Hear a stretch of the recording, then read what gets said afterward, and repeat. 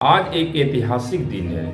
आज के ही दिन 7 अगस्त 1990 को भारत में ओबीसी को आरक्षण मिला था मंडल कमीशन के रूप में, जिस मंडल कमीशन को कांग्रेस नीत सरकार ने पिछले 40 सालों में लागू नहीं होने दिया था।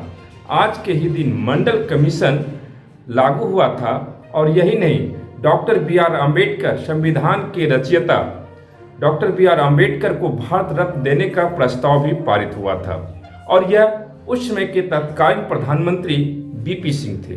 जब मंडल कमीशन की रिपोर्ट लागू हुआ था, भाजपा के समर्थन से चल रही सरकार, वीपी सिंह की सरकार से समर्थन भारतीय जनता पार्टी ने ले लिया था और मंडल कमीशन के विरोध में, मंडल आरक्षण के विरोध में, ओबीसी आरक्षण के विरोध में उन्होंने कमंडल यात्रा निकाल दिया था। और यही नहीं, आपको बता दें कि इसके पहले कांग्रेस की सरकार थी और कांग्रेस ने, खासकर राजीव गांधी ने, मंडल कमीशन ओबीसी आरक्षण के विरोध में जो है 4 घंटा संसद में भाषण दिए थे, जो देश के लिए दुर्भाग्य है।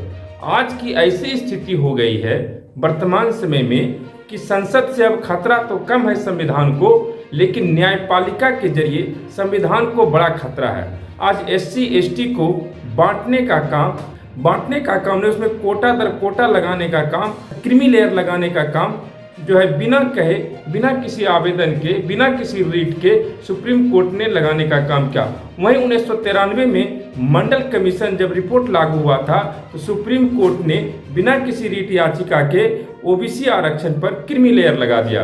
किस तरह से न्यायपालिका ने एससी एसटी ओबीसी खासकर बहुजनों को आपस में लड़ाने का काम किया। इस पर भारत की पहली ऐसी नेता हुई जिनकी जितनी तारीफ की जाए उतनी ही कम होगी, जो डॉक्टर बी.आर. अम्बेडकर के अनुयायी हैं, बहन कुमारी मायावती, जो बसपा की सुप्रीमो है।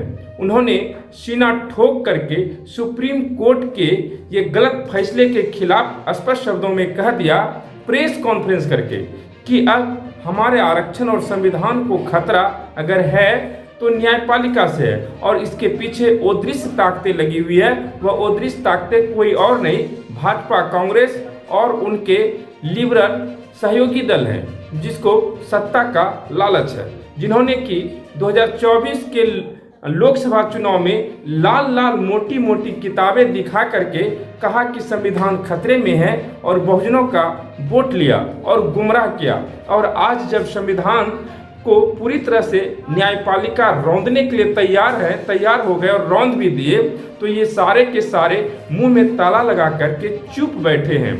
इसलिए तो राहत इंदौरी की एक शायर है जो पूरी तरह से फिट बैठती है। लगेगी आग तो आएंगे कई घर जद में, लगेगी आग तो आएंगे कई घर जद में, यहाँ सिर्फ हमारा ही मकान थोड़ी है। इस मुल्क को बनाने में सभी का खून पसीना लगा है, किसी के बाप की जागीर थोड़ी है। आज हालात ये है कि न्यायपालिका से आरक्षण को खत्म किया जा रहा है। आपको बता दें कि जब संविधान लागू हुआ था और संविधान में आर्टिकल 340 को, यानी ओबीसी आरक्षण को जब लागू किया गया था, बाबा साहब ने मांग किया था, तो नेहरू के कैबिनेट में बाबा साहब का काफ़ी विरोध हुआ। बड़ी चालाकी से इन्होंने बाबा साहब को जो है विरोध करवाया और उसको बाहर करवाने के लिए ओबीसी को ही खड़ा किया, जिसके परिणाम स्वरूप बाबा साहब ने संविधान और कानून मंत्री पद से इस्तीफा दे दिया था।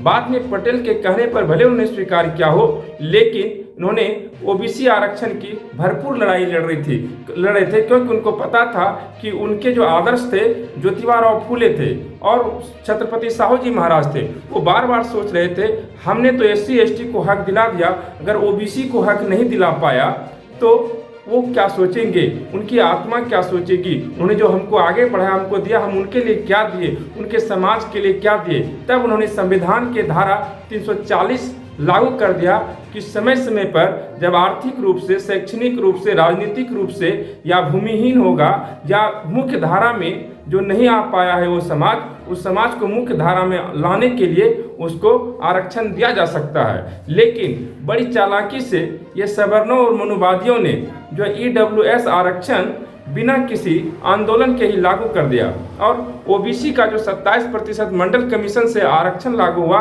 उसको इंदिरा सहनी के माध्यम से हमेशा नीचे किया, उस पर कंट्रोल करने की कोशिश की। और आज ऐसा वक्त आया 1 अगस्त को 2024 को ऐसा काला दिन साबित हुआ कि सुप्रीम कोर्ट ने जो है SC ST में क्रीमी लेयर लगा दिया। वहीं इसी पर जो है एक रैली को संबोधित करते हुए हरियाणा में जो आकाश आनंद ने आड़े हाथों लिया और उन्हें जनता को बताया कि अब इस देश को खतरा किसी है तो भाजपा और कांग्रेस से है और उनके सहयोगी दलों से है, क्योंकि ये लोग लाल लाल मोटी मोटी किताब लेके तो घूम रहे थे कि संविधान खतरे में है, लेकिन आज संविधान के खिलाफ जब सुप्रीम कोर्ट ने ही फैसला सुनाया तो ये लोग चुप क्यों हैं।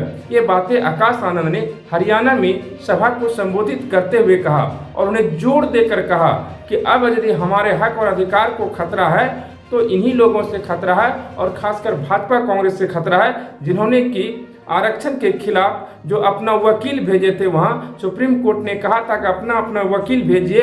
इनके वकील ने जो दलीलें पेश की जो काफ़ी कमज़ोर थे और सिर्फ सुप्रीम कोर्ट के हाँ में हाँ मिलाया और ये कानून पूरी तरह से पारित हो गया, क्योंकि इसके पीछे वो दृश्य ताकतें लागू हुई थी।